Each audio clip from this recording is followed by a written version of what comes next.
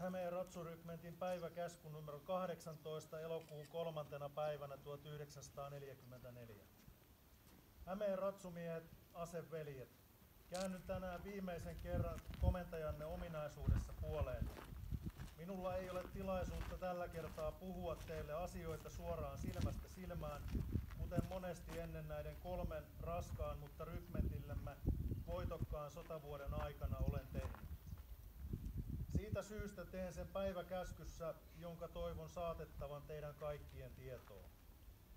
Minulle on ilmoitettu, että kenraalimajuri Raappana ei ole ollut tyytyväinen toimintaani ajalla 27.7.–3.8.1944, jona aikana rykmenttimme on ollut hänelle alistettuna.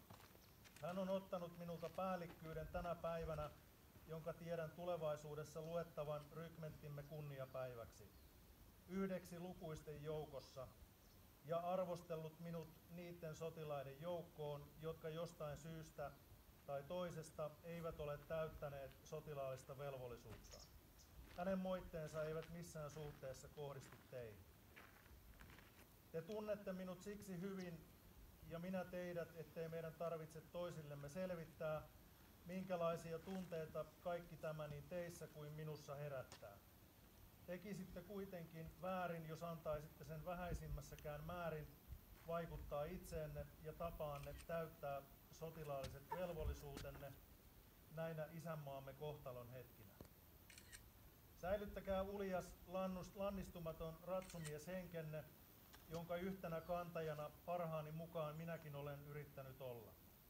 Taistelkaa vastedeskin yhtä urhoollisesti ja taitavasti, ja säilyttäkää kuri yhtä järkähtämättömästi isänmaamme hyödyksi ja rykmenttimme kunniaksi, kuten olette tehneet minun komennossani.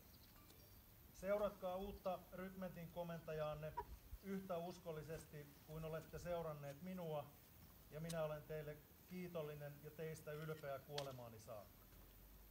Hämeen ratsurykmentit, herrat upseerit, aliupseerit ja miehet, minä tunnen teidän arvonne ja tekonne isänmaan palveluksessa paremmin kuin kukaan muu.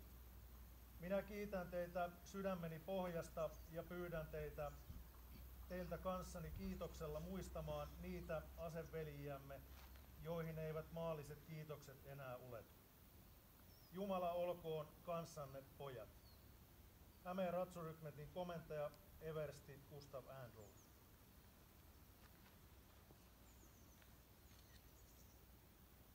Seppelpartiot liikkeelle.